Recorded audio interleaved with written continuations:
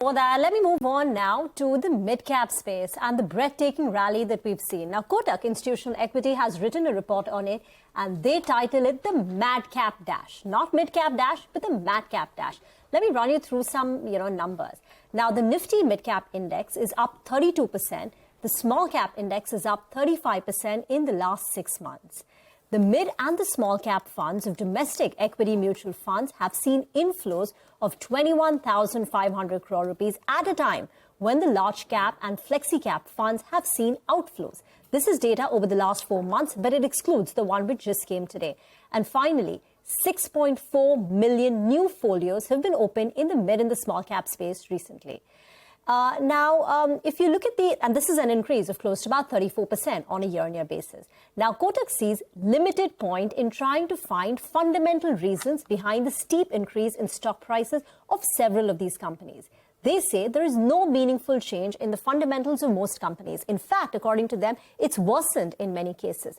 The primary driver of this eye-popping rally appears to be irrational exuberance amongst investors, based on the steep price increase that we've already seen in most of these stocks, and this has pushed up return expectations among retail investors. Now let's get the Kotak view on some of the favorite mid and the small cap stocks.